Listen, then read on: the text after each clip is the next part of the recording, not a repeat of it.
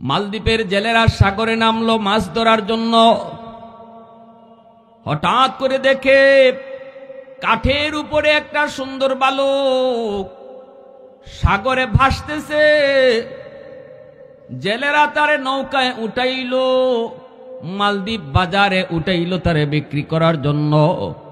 তখন মালদ্বীপের মানুষগুলা সবাই ছিল মূর্তি পূজারী, অগ্নি পূজারী। এরা আল্লাহকে কেউ চিনত না। সবাই ছিল তারা হিন্দু, সবাই ছিল মূর্তি পূজারী, অগ্নি পূজারী। আল্লাহর পরিচয় জানে না, কোরআনের হাফেজ কি তাও জানে না, কোরআন কি জিনিস তাও বোঝে না। তাড়াতাড়ি নৌকায় উঠাইয়া বাজারে তুললো, বিক্রি করবে। তখনকার সময়ে মানুষ বেচা কেনা হইতো, এত দাম, এত চড়া দাম তারা চাইল, কেউ বাচ্চাটারে নিতে পারে না, এত দাম। একজন হিন্দু মহিলা, তার ছেলে সন্তান নাই, আছে শুধু একটা মেয়ে সন্তান। এই মহিলাটাই চিন্তা করলো, আমার সম্পদের তো কোনো অভাব নাই, স্বামীও নাই, মেয়েটাকে বিয়ে দেওয়ার পর আমাকে কে লালন পালন করবে, বৃদ্ধ বয়সে কে আমারে খাওয়াবে, অতএব আমার একটা ছেলে সন্তান দরকার।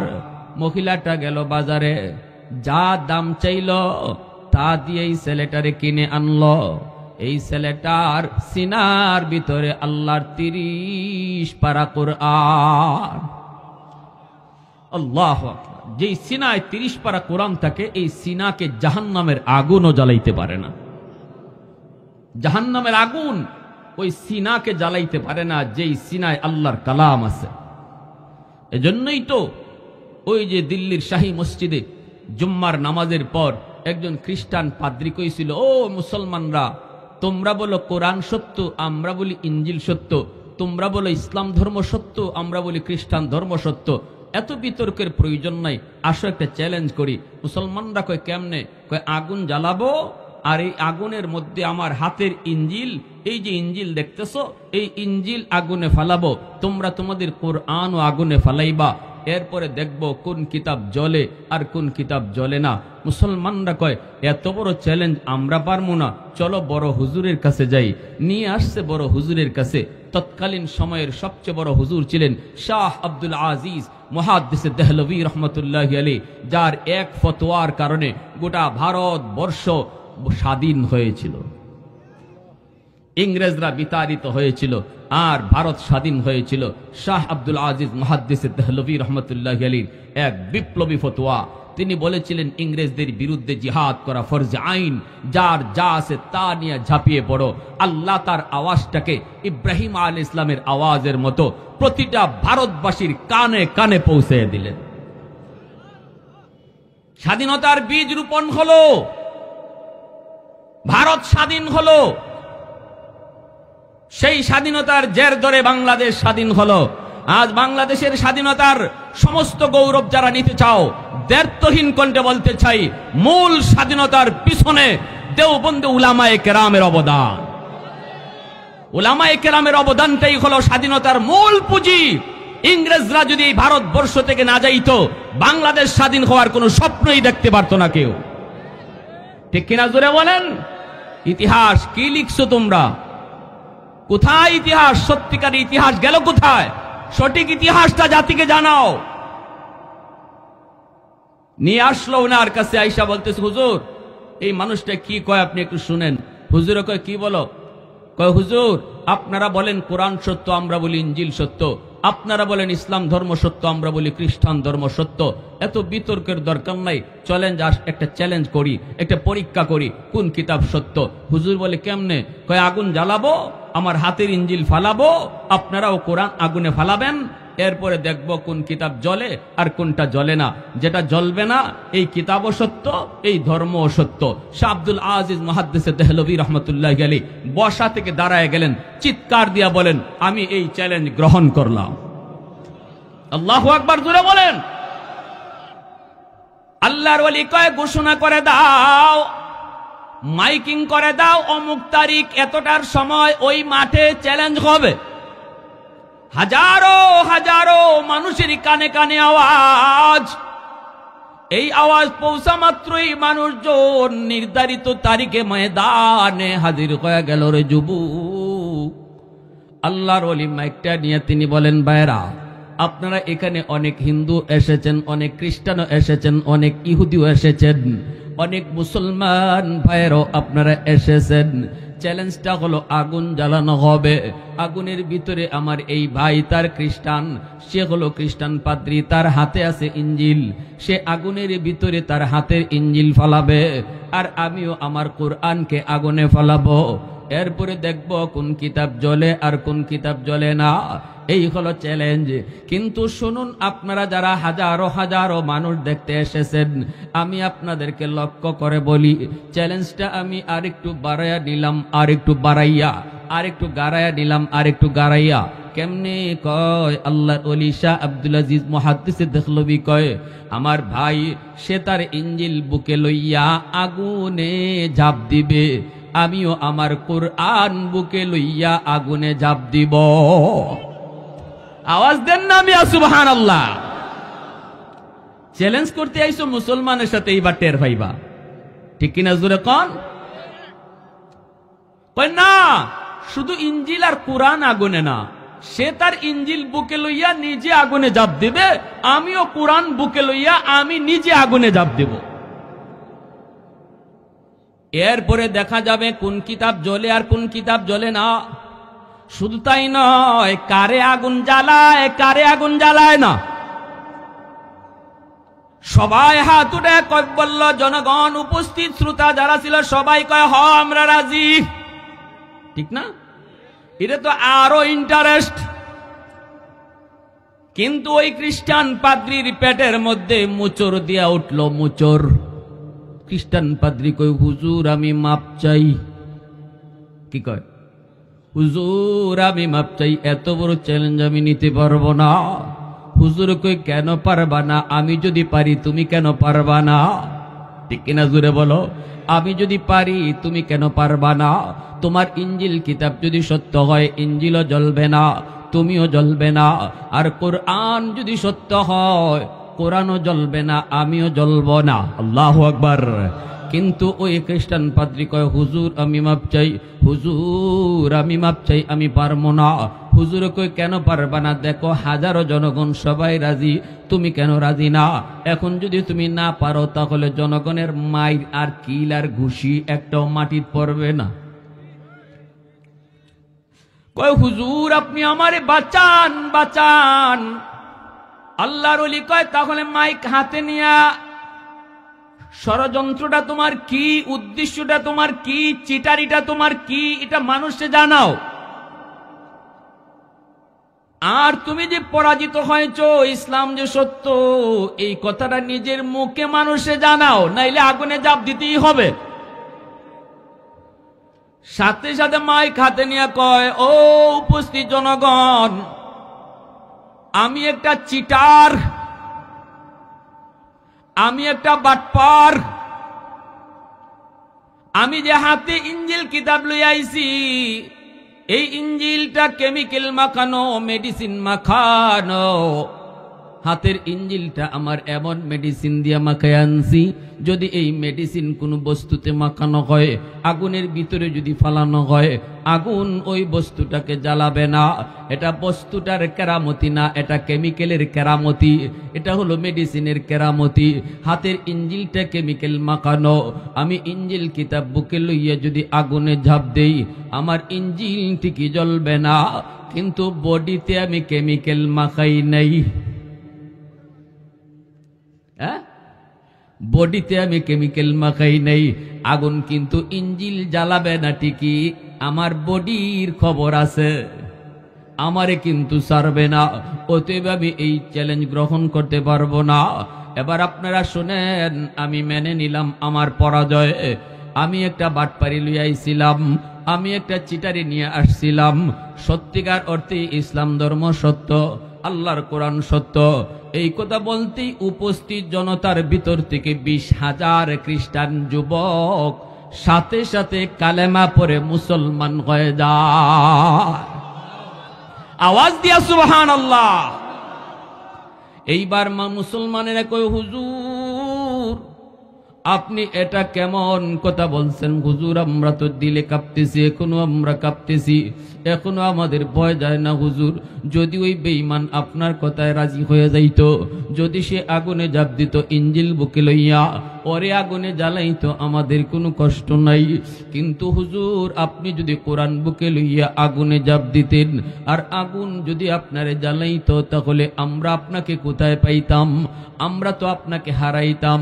এই কথা বলতে আল্লাহর ওলির চোখ থেকে দর দর করে পানি পড়ে, আর কয় মুসলমানেরা রে একটু শুনো, আমার আল্লাহ বলেছেন, আমার নবীও বলেছেন, যেই বুকের মধ্যে কোরআন থাকে এই বুকটারে, এই সিনাটারে জাহান্নামের আগুনও জ্বালায় না। আমার এই সিনার ভিতরে 30 পারা কুরআন, আমার 100 ইয়াকিন ছিল, 100 ইয়াকিন ছিল। আমি যদি কোরআন বুকে লইয়া আগুনে ঝাঁপ দিতাম, তাহলে কোরআনের খাতিরে আগুন আমার পশমটাও জ্বালাইতো না। এজন্য বলি যুবক, একজন হাফেজের বাবা হওয়া ভাগ্য লাগে রে, একজন হাফেজের মা হইতে বড় ভাগ্য লাগে। ওই যে হাফেজ কোরআন, সে হিন্দু মহিলার ঘরে গেল, মহিলাকে মা কয়, মহিলাও তারে ছেলে কয়, বোনটাও তারে ভাইয়া কয়। এইভাবেই দিন চলছে। হাফেজ সাহেব নিজের পরিচয় দেয় না মহিলারে, সে যে একজন হাফেজ কোরআন। এইভাবেই চলছে, বড় মায়া, বড় আদর। অল্পদিন পরেই সন্তান দেখতেছে মায় কান্দে, মায় কয় বাবা বাবা আমি কান্দতেছি বড় একটা দুঃখে। হাফেজ সাহেব কয় মা তুমি কেন কান্দ? কয় বাবা কান্নার কারণ হলো প্রতি বৎসর নির্ধারিত তারিখে রাত যখন 12টা বেজে যায়, মালদ্বীপের সাগর থেকে সিডর হয়, সিডর পানিটা অনেক উঁচু হইয়া জলোচ্ছ্বাসের মতো মালদ্বীপ শহরে আক্রমণ করে, অসংখ্য অগণিত মানুষের প্রাণহানি ঘটে। সরকার জ্যোতিষীদেরকে বলল, গণকদেরকে বলল, জ্যোতিষী বিদ্যা পরে বের করো, গণকেরা গণনা করে বের করো, কেন এমন হয়, কেন এমন হয়, কিভাবে মালদ্বীপকে রক্ষা করা যায়। সাথে সাথে জ্যোতিষীরা জ্যোতিষী বিদ্যা পরে বের করলো, গণকেরাও জানায় দিল এটা একটা খবিস জিনের কারসাজি। যদি এই সিডর থেকে মালদ্বীপকে বাঁচাইতে হয়, তাহলে একজন কুমারী সুন্দরী মেয়েকে রাম মন্দিরে রেখে দিতে হবে, যেই মন্দিরটা সাগরের পারে। এই মন্দিরে যদি একটা কুমারী সুন্দরী মেয়েকে রেখে দেওয়া হয়, তাহলে সিডর হবে না। কিন্তু সকালবেলা মেয়েটাকে আর জীবিত পাওয়া যাবে না, সকালবেলা তার লাশ আনতে হবে, লাশ। সরকার এই কথা শোনার পর বলতেছে, শহরের যত সুন্দরী কুমারী মেয়ে আছে তাদের তালিকা তৈরি করো, লটারি দেওয়া হবে। প্রতি বৎসর লটারিতে দেওয়া হয়, সুন্দরী মেয়ে যার নাম উঠে তারই এই মন্দিরে রেখে দেওয়া হয়। সিডর হয় না, জলোচ্ছ্বাস হয় না, কিন্তু মেয়েটার লাশ হিসাবে ফিরে, মেয়েটাকে আর জীবিত পাওয়া যায় না। এই বছর লটারি দেওয়া হয়েছে, আমার কলিজার টুকরা মেয়েটার নাম লটারিতে উঠছে। বাবা তুমি বলো, যেই মেয়েটাকে এত আদর করে বড় করেছি রে, এত মায়া করে যেই মেয়েটাকে লালন পালন করেছি, আজকে আমি মার চোখের সামনে মেয়েটাকে লাশ হিসাবে দেখব, জিনের ভোগ দেওয়া হবে, আমি মা সেটা কেমনে সইব? এজন্যই মায় কাঁদতেছি। হাফেজ সাহেব কই মাগো তুমি কেঁদো না, সমাধান আমি দেব, আমার বোনের কোনো ক্ষতি হইতে দেব না, আবার সিডরও হবে না, তুমি কোনো টেনশন করো না। আমার বোনটারে নানার বাড়ি পাঠায় দাও, আর বোনের জামা কাপড় পরাইয়া আমাকে মেয়ে লোক বানায়া বসায়া রাখো, ওরা আমাকে মেয়ে লোক মনে করে মন্দিরে দেয় রেখে দিক, এরপরে যা হয় আমি বুঝবো। মহিলায় কয় না বাজান, না না না, আমি তোমাকে হাতছাড়া করতে পারি না রে বাবা, না, আমি বৃদ্ধ হলে আমাকে কে পালবে, কে খাওয়াবে, আমি বড় আশা করে তোমাকে আনছি। হাফেজ সাহেব কয় মা টেনশন করো না, আমার কোনো ক্ষতি হবে না গো মা। সিডরের মধ্যে যেই পাওয়ার, জিনের কাছে যেই পাওয়ার, এর চেয়ে 1000 গুণ বেশি পাওয়ার আল্লাহ আমার সিনায় রাখছে। মহিলা তো অবাক, মহিলা কই বাবা কিসের পাওয়ারের কথা বলো, বুঝি না বুঝি না। হাফেজ সাহেব কই বুঝতে হবে না, ও মা আমার সিনার মধ্যে আমার মালিকের 30 পারা কুরআন। এই কোরআনের পাওয়ার জিনের পাওয়ারের চেয়ে, সিডরের পাওয়ারের চেয়ে হাজার হাজার গুণ বেশি। মেয়ে লুকির পোশাক পরে হাফেজে কোরআনকে বসায় রাখা হলো। এর যুবক, হাফেজে কোরআনকে মেয়ে লুকির পোশাক পরে বসায় রাখা হলো। বোনের জামা কাপড় পরাইয়া বোনটারে নানার বাড়ি পাঠাইয়া হাফেজ শাহ পালঙের মধ্যে বসা। সন্ধ্যা হলে পরে সরকারি সৈন্যরা আইসা, আর্মিরা আইসাই জোর করে ধরে নিয়ে যাবে। দরজার সামনে আইসা নক করল সরকারি ফৌজ। মা দরজা খুইলেই দেখি আর্মিরা হাজির, মেয়েটাকে ধরে নিয়ে যাবে। হিন্দু মহিলা হাফেজে কোরআনের কথা এতটা বুঝে না, কোরআন কি জিনিস তাও বুঝে না, কোরআনের শক্তি কেমন তাও জানে না। আল্লাহর কালামের পাওয়ার আছে নিনা নাই? আরো যেরকম আছে নিনা নাই? আমাদের সিলেটের একজন বহুত বড় বুজুর্গ আছিলেন, নুরুদ্দিন ঘরপুরি রহমতুল্লাহি আলাইহি। ইনি শনি মঙ্গলবারে মানুষকে ফু দিতেন, বোতলের মধ্যে পানি ফোড়া দিতেন। কেমনে? হাজারো হাজারো মানুষ জমা হয়ে যাইত। হুজুরে কেমনে পানি ফোড়া দেবেন সবাইকে? মাদ্রাসার সামনে একটা বিশাল বড় পুকুর ছিল, এই পুকুরের মধ্যে ফু দিয়া হুজুর চলে যাইতেন কাজে, আর বলতেন তোমরা এই পুকুরের যে কোনো জায়গা থেকে পানি নাও। পুকুরের যে কোনো জায়গা থেকে পানি নিত, কাজ হয়ে যেত। আল্লাহু আকবার। একজন মানুষ সিলেট থেকে আসছে, লন্ডন থেকে আসছে, এসে বলতেছে হুজুর আমি বড় শখ করে আসছি, আপনার কাছ থেকে এক জগ পানি নিব, পানি ফোড়া নিব। হুজুর কয় আমি তো পুকুরে ফু দিলাম, এখান থেকে নিয়ে যাও। কয় হুজুর আমার ইয়াকিন হয় না। কেন? কয় হুজুর আপনি পুকুরের এই কোনায় ফু দিছেন, ওই কোনায় ফু যায় কি করে? তো হুজুর বলেন আচ্ছা তো ইয়াকিন হবে, তুমি ধরো তোমার এই জগে আমি নিজেই একাই ফু দিমু, বা তোমার জগটাতেই শুধু ফু দিমু, কিন্তু ধরো ভালো কইরা। কাচের জগ ছিল, আমার উস্তাদরা পাশে বসা আছিলেন, সবাই দেখছেন। এইভাবে কাচের জগটা সেইভাবে ধরছে, আর হুজুর বলতেছেন ভালো করে ধরো, ভালো করে ধরো যেন না পড়ে। কই হুজুর ধরছি তো। কাচের জগের মুখটা 2 হাত দিয়ে এইভাবে ধরছে, আর আল্লাহর ওলি যে কোরআনের আয়াত পড়ে ফু দিছেন, দেওয়া মাত্রই এই ফুর মধ্যে এত পাওয়ার ছিল, কাচের জগ টাস টাস করে ব্যঙ্গে মাটিতে সব পানি পড়ে গেল। আল্লাহু আকবার, জোরে বলেন। আল্লাহর কালামের আসর আসেনি না নাই? হ্যাঁ, আল্লাহু আকবার। মহিলায় কয় বাবা সরকারি সৈন্য এসে পড়েছে, দেখেই তো মহিলার কলিজায় ভয়। মহিলায় কয় রাম রাম রাম। হাফিজ সাহেব কয় মা রাম রাম কয়া লাভ নাই, রামে কাম হবে না। কাম করবে কে? জোরে বলেন কে? এরা তো কোনো কিছু দেখলেই রাম রাম রাম, অবাক কিছু দেখলেই ভগবান ভগবান ভগবান। কইতে দেরি হয় না। বটগাছের বয়স কত? কয় 100 বছর। কইতে এটাই ভগবান। তুলসী গাছ কয় এটা কি হয়? কয় অনেক রোগের কাম দেয়। কয় তাহলে তুলসী গাছও ভগবান? হ্যাঁ, এইভাবে গাবি কইডেও ভগবান কেমনে? কয় দুধ দেয়, উলান কাটলে পরে দুধ পাওয়া যায় না, তাহলে গাবিও ভগবান, গঙ্গা নদীও ভগবান। ভগবান কইতে কইতে বানাইতে বানাইতে বানাইতে বানাইতে আসিল শুরুতে কাবা শরীফে 360টা, আর এখন হইছে 33 কোটি। কয় কোটি? হ্যাঁ, আগুনও ভগবান।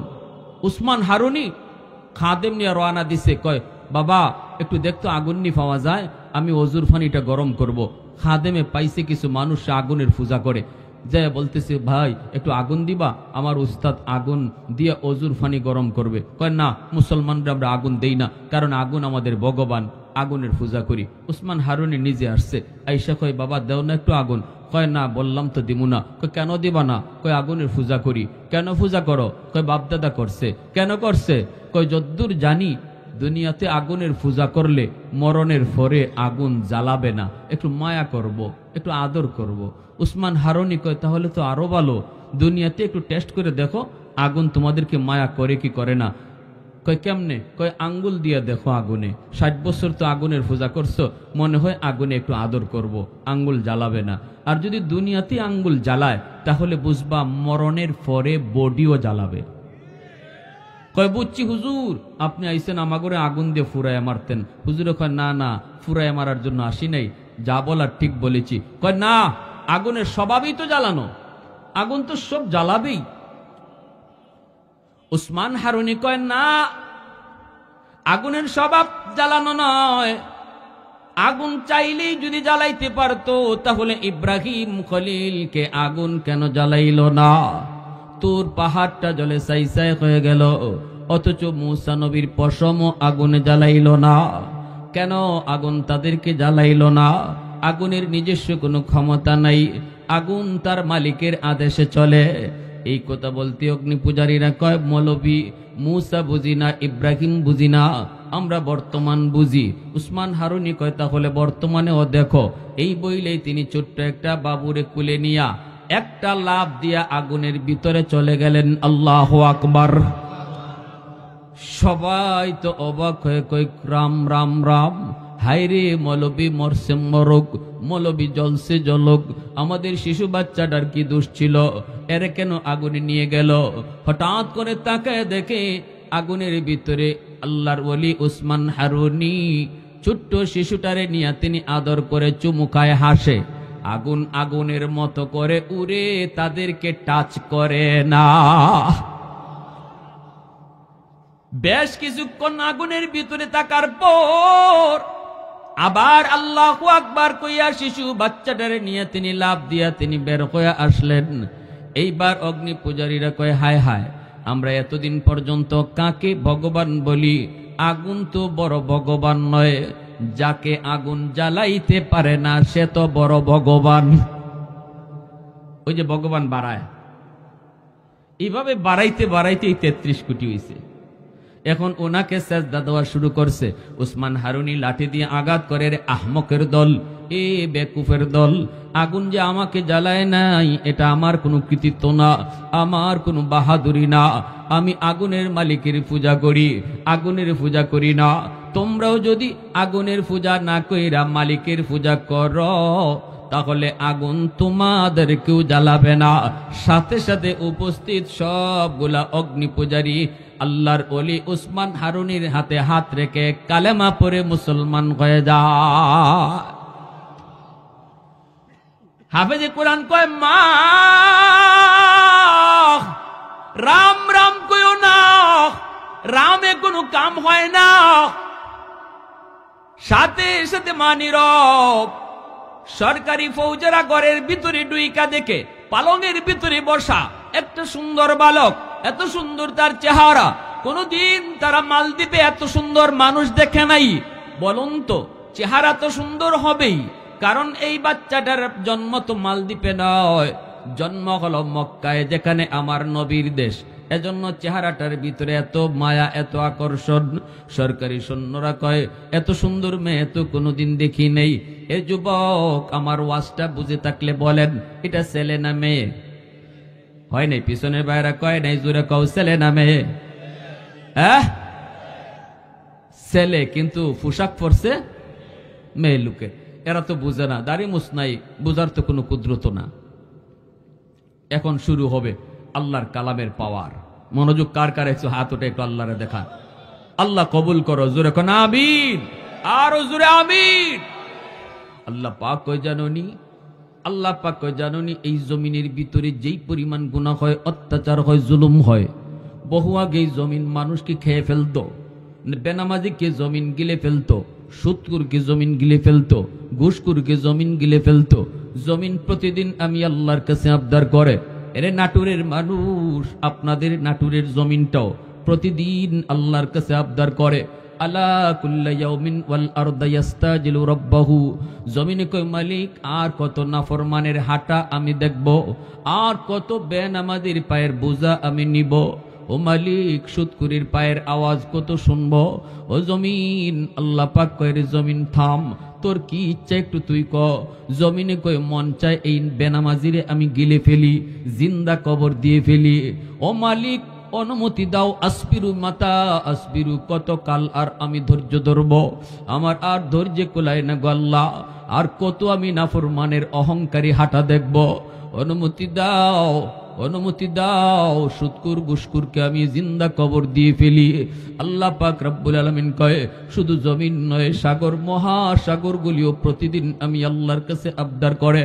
কক্সবাজার সমুদ্র সৈকতের পারে যায় কত যুবক অন্যায় করে, জুলুম করে, নাফরমানি করে, সাগরের পানি চেয়ে চেয়ে দেখে, গেছে বেড়াইতে করে অন্যায়, ঠিক কিনা জুড়ে বলো। সাগরের পানি আল্লাহর কাছে আবদার করে, মালিক আমি পানি আর কত গুনাহ দেখব, আর কত নাফরমানি দেখব।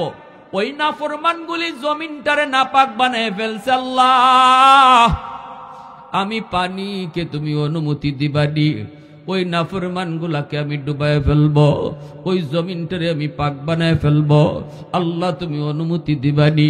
মুহূর্তের ভিতরে আমি কত উশৃঙ্খল হই, নাফরমান দেখে জানে, 10 তলা বিল্ডিং আমি পানি ডুবাই দিতে পারি। আল্লাহ সব কিছু এই নাফরমান জানে, এরপরও কিন্তু আমি পানিরে দেখায় দেখায় গুনাহ করতেছে, নাফরমানি করতেছে, আর কত দেখব। আল্লাহ অনুমতি দাও, সবগুলিরে আমি গিলে ফেলি। আল্লাহ পাক রব্বুল আলামিনের কলিজায় কত মায়া, কত দরদ তোমার আমার জন্য রে যুবক। আল্লাহ তখন জমিন রে ধমক দিয়া কয়, আরে জমিন ভালো করে শুন, আমি আল্লাহ দেখতেছি জমিনে কত গুনাহ হয়, কত অত্যাচার হয়, কত জুলুম হয়, কত নাফরমানি হয়, এরপরও আমি নগদ কেন ধরি না জানোনি? কারণ এই মানুষকে আমি আল্লাহ বড় আদর করে বানাইছি। আসমান আল্লাহ বানাইছেন কুন ফায়াকুন বইলা, জমিন আল্লাহ বানাইছেন কুন ফায়াকুন বইলা, ফেরেশতা আল্লাহ বানাইছেন কুন ফায়াকুন বইলা। কিন্তু আমারে আপনারে আল্লাহ পাক, আমারে আপনারে আল্লাহ পাক কুন ফায়াকুন বলে বানায় নাই। আমারে আপনারে যখন আল্লাহ বানাইছে, আল্লাহ বলে খলাকতু বিয়াদাইয়া, আমি মানুষকে নিজের হাত দিয়া বানাইছি। অথচ এই ফেরেশতা বানাইতো আল্লাহ হাত লাগাই নাই রে, জমিন বানাইতো আল্লাহ হাত লাগাই নাই, জান্নাত জাহান্নাম বানাইতো আল্লাহ নিজের হাত লাগাই নাই। যুবক, তোমাকে বানাইতে আল্লাহ নিজের কুদরতি হাতটা লাগাইছে। কারণ এই চেহারার মধ্যে এত দামি কপাল, এত দামি কপাল। আল্লাহ বলে কপালটা আমি আমার সাজদার জন্য বানাইছি। অতএব এই কপাল ফেরেশতাদের হাতে বানাইলে হয় না, আমি নিজের হাতে কপালটা বানাইছি। আল্লাহ কয়, জমিন যতদিন পর্যন্ত এই জমিনে হাফিজে কোরআন থাকবে, যতদিন পর্যন্ত মানুষ মাদ্রাসাকে মহব্বত করবে, যতদিন পর্যন্ত এই জমিনে আমি আল্লাহর কালামের আওয়াজ উঠবে, ততদিন পর্যন্ত এই জমিন আমি টিকায় রাখবো। জোরে কোন সুবহানাল্লাহ। মাদ্রাসা যতদিন থাকবো, হাফেজে কোরআন যতদিন জমিনে থাকবি, কোরআনের আওয়াজ চলবে, আমি আল্লাহ জমিন টিকায় রাখবো। ওই গুনাহগার বান্দার গুনাহ আমি দেখতেছি, অপেক্ষা করি কোথায় কোন জায়গায় মাহফিলে বইসে চুকির পানিটা ফেলায়, আল্লাহ ভুল করেছি, আল্লাহ জীবনে বহু ভুল করেছি, যৌবনকালটা গুনায় কাটাইছি। অথচ ডান দিকে তাকাইলে দেখি আমার বন্ধু কবরে শুয়ে রইছে, বামে তাকাইলে দেখি আমার বন্ধু কবরে শুয়ে রইছে। আল্লাহ ভুল করেছি, আর জীবনে নাফরমানি করব না গো, আর জীবনে নামাজ ছাড়বো না, হারাম কাজ করবো না। আল্লাহ কইরে, জমিন ভালো করে শুন, আমার বান্দা এমন তওবা করার সাথে সাথে আমি তার পিছনের জীবনের সব গুনাহ মাফ করে দিমু। এজন্যই ওই হাফেজে কোরআন কয়, মা টেনশন তুমি কইরো না, আমাকে বিদায় দাও। সরকারি ফৌজেরা তারে ধরে নিয়ে যাইতেছে। হাফেজ সাহেব কয়, আমায় টাচ করা লাগবে না, আমি নিজেই যাব। নিজেই তারে নিয়ে যাইতেছে, যাইতেছে যাইতেছে সাগরের পারে সেই রাম মন্দির, মন্দিরে রাইকে সরকারি সৈন্যরা চলে আসলো। হাফেজে কোরআন মন্দিরে ডুইকা মহিলাদের পোশাকটা খুইলা, ভিতরে তার নিজের পোশাক, হাতের মধ্যে ছিল জায়নামাজ, জায়নামাজটা মন্দিরের ভিতরে বিছায়া দিল। এই জায়নামাজে সেজদায় পড়ে আল্লাহর কাছে কান্দার কয়, মালিক আজকে প্রমাণ হবে জিনের পাওয়ার বেশি নাকি তোমার কালামের পাওয়ার বেশি। মালিক আজকে প্রমাণ হবে পানির পাওয়ার বেশি নাকি সূরা ইয়াসিনের পাওয়ার বেশি। যখনই রাত 12টা বেজে গেল, পাগলা ঘন্টা বাজানো হয়েছে বাদশার পক্ষ থেকে। আছে তো মনোযোগ সবার, আছে তো নাকি ঘুম পাইতেছেন আপনি? সজাগ আছেন সবাই? লা ইলাহা ইল্লাল্লাহ, জুরে লা ইলাহা ইল্লাল্লাহ।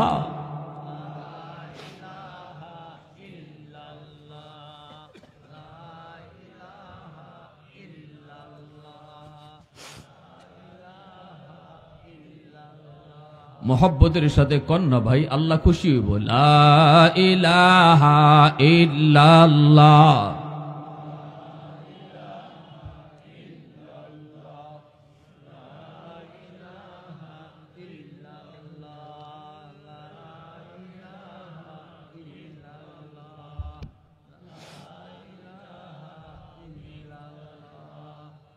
লা ইলাহা ইল্লাল্লাহ।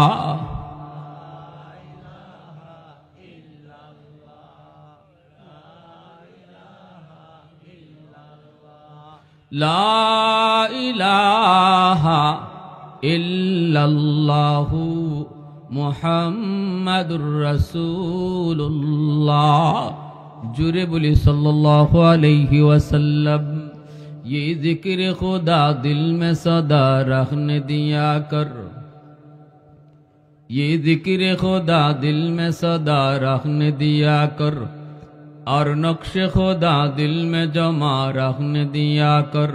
क्या जाने हक इस्लाम है कोई फजल इलाही, हर वक्त दौर क़ल्ब खला रखने दिया कर।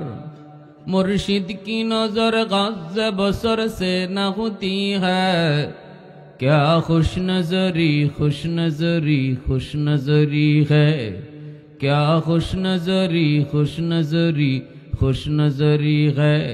दिल तूर के दिल जोर दिया सबका खुदा से, क्या दिल शिकानी दिल शिकानी दिल शिकानी है, क्या दिल शिकानी दिल शिकानी दिल शिकानी है।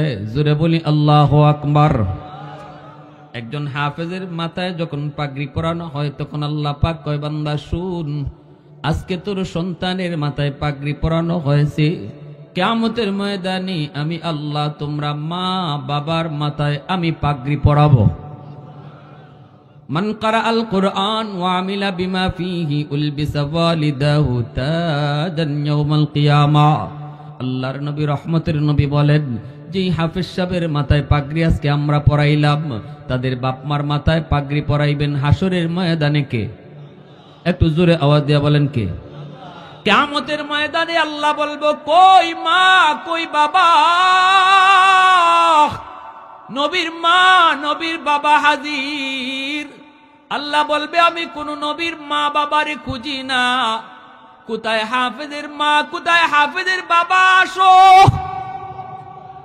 হাফেজের মা আলেমের বাবা ঈশা কইব, আল্লাহ আমি অমুক হাফেজের মা অমুক আলেমের বাবা।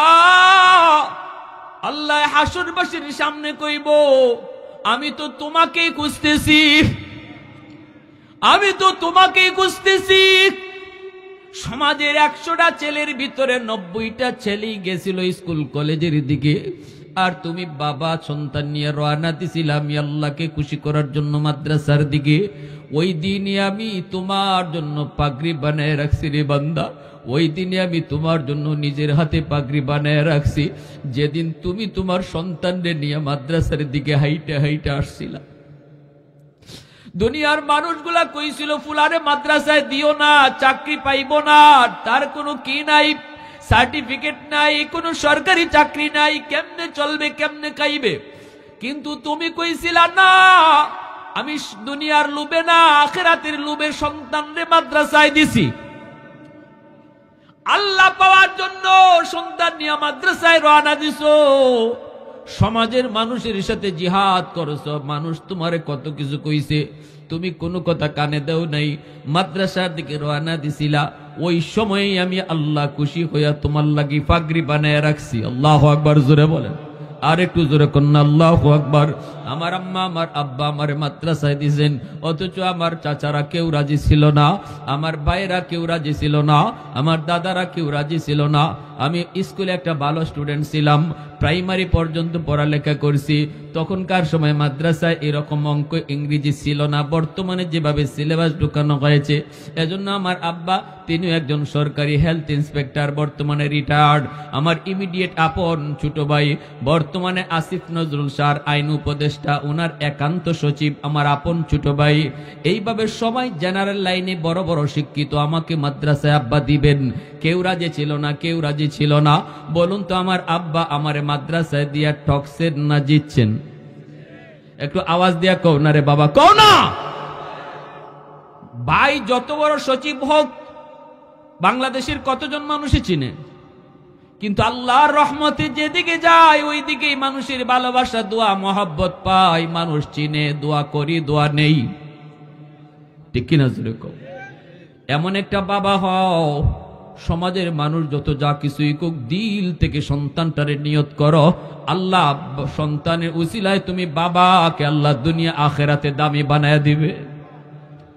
হাসরের মাঠে আল্লাহ হাফেজের বাবার নাম ধরে ডাক দিবে না, হাসরের মাঠে আল্লাহ আলেমের মার নাম ধরে আল্লাহ ডাক দিবে না, সবাইকে আল্লাহ নাম ধরে ডাক দিব, ও আব্দুল করিম, ও আব্দুর রহিম, ও আব্দুল জব্বার।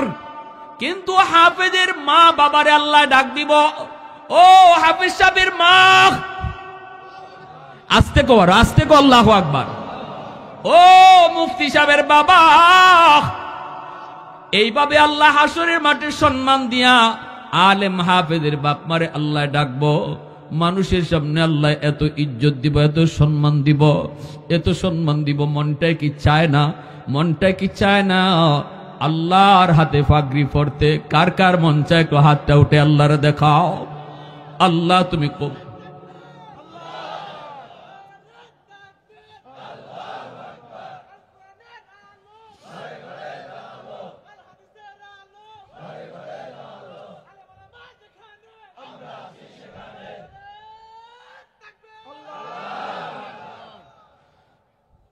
ধন্য।